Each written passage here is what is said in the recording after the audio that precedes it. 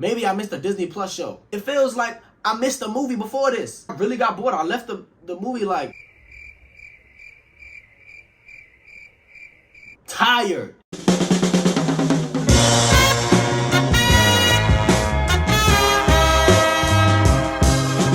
What is happening, y'all? It's your boy Ben from the Comic Book Lab. Welcome. As we all predicted, this movie is a big flop. Marvel, your standards, bro. The Marvels will become the first MCU title to fall short of $100 million domestic. The Marvels, Disney, set another record. The MCU worst opening, $46 million. The film outdid itself with an estimate... Wow, they wrote it like that. The film outdid itself with an estimated 78% drop. That's disrespectful. At $10.2 million, it's neck and neck with the opening of Eli Roth's Thanksgiving on Monday. We'll know which one landed at 4. Not every Disney MCU film is #1 in its second weekend, but to place third or lower is without precedent. The $220 million production stands at $65 million domestic with no chance of reaching $100 million. That is utterly embarrassing. It will not cross $100 million domestic in America. Worldwide, it will be lucky to gross $200 million. There are so many things that are wrong with that movie. Matter of fact, when it first was announced, I really didn't care about it. The moment they announced the Marvels, I said, oh man, this thing's gonna flop. The very first one was really only successful because it was the first female-led superhero film. Secondly, it came right in between Infinity War and Endgame. People went to that movie theater because it was a setup to Endgame. Nick Fury's backstory and Skrulls were there. I mean, they had so many different variables that made that movie so appealing. It was the plots. People clearly got disappointed with how they handled Nick Fury and her not being passionate and no emotions. This is the problem with them. Y'all are not writing good content. That's what keeps your audience engaged. If the content is good, it doesn't really matter what direction you're going. A lot of these Marvel movies and TV shows just keep pushing this agenda. Female power and blah, blah, blah, blah, blah. Even in Thor Love and Thunder, I mean, they just made Thor look like a little nobody after all of that character work. Only to give his powers to Jane Foster, who said some of the most corniest, cringiest lines of all time. The name is Mighty Thor. If you can't say Mighty Thor, I'll accept Dr. Jane Foster! Eat my hammer! Like, bro, who came up with that? I feel like Marvel, they do it too much with the jokes. There's too much of agenda pushing, man. They don't give us mystery anymore.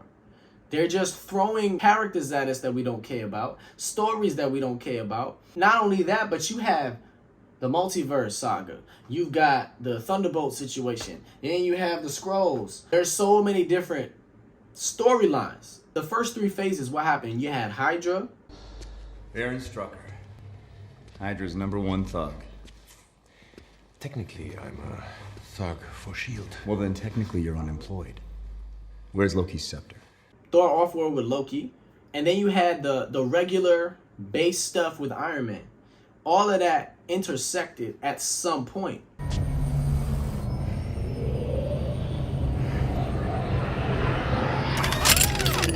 Good move. Mr. Stark. Captain? But here you have so many different big situations going on. I mean, nobody's talking about the flag smashes. You feel me? Nobody's talking about this giant celestial that's just sitting at the core of the whole planet. Nobody's talking about him. And then y'all want to drop the Marvels. That's not the move, bro. You know why that's not the move? Because nobody wants to see that. Like, you're dropping movies that we don't want to see. Like, we don't care about them. Like, no disrespect. Like, I watched the movie. I didn't even care about putting a review out because it was just that bad. It's not that it's women. No, it's the story writing. It's like these people are not looking into the like, I guarantee you, the person who directed this or wrote this did not read any of the comics because none of this felt like the standard that Marvel sets for themselves. we don't know where we're going with this. That's what I'm trying to say. It's like, why are we so confused? Phase 1 through 3, guess what? In every single movie or every single franchise, they threw one of those Infinity Stones there. Even in Guardians of the Galaxy, they had a connecting piece. So guess what? When we knew we were gonna come up with Thanos, right? We knew that that's why he was coming. All of these 6 Infinity Stones. That's the whole saga. So regardless of what the story is, once we see an Infinity Stone, we know that that's coming into an intersecting story. Here, there's just so many different stories. To ruin Doctor Strange by giving us a bunch of fan service with Professor X and multiverse and stuff like that. And then the main antagonist is Wanda after she doing the same thing that she just like repented from doing in WandaVision. WandaVision was an excellent TV show. But if to go for WandaVision, and then now she's like, all right, so I'm going to just hold all these people's minds captive because I'm wounded and I'm grieving, and I'm going to make fake versions of my husband and kids. Boom. She comes back to her real self. It's like, hell nah, I can't be doing this no more. And then comes right back and says, I'm going to take this kid's power. I'm going to kill her, and I'm going to go and kill my other self in another multiverse, and I'm going to take her kids because those are my kids. It's like, bro, what? Like, where are you learning about the consequences of your actions? What are you doing differently now? It's like she's doing the same thing. It's like, that's not interesting to me. It's where's the character development?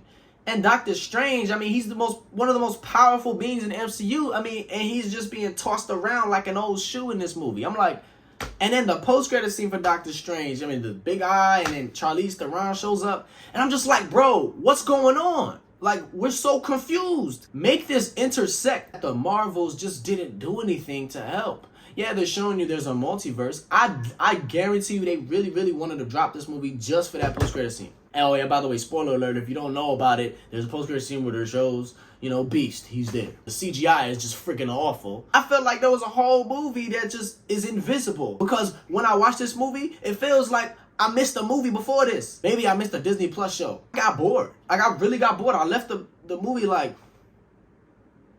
tired. They should have seen this coming. Nobody cares about them. Agatha, introducing too many new characters. We love Moon Knight. What happened to him? No mention of him. Shang-Chi was pretty good. Where is he now? Oh, now his second movie is in development. It's a whole slew of things, man. And tell me if I'm bugging or if I've lost my mind. But last time I checked, Marvel is beating everybody in the box office every time they drop a movie. Now, like, every time we see a trailer, we're just like, oh, here we go again. Leave the politics out, bro. Write some good storytelling. Throwing politics in these movies is not the move, y'all. I'm telling you, it's not the move, bro. Anyway, we getting sick of this. But I'm hanging in there because I got hope, bro. Comment down below with your thoughts. Like, subscribe. Please share.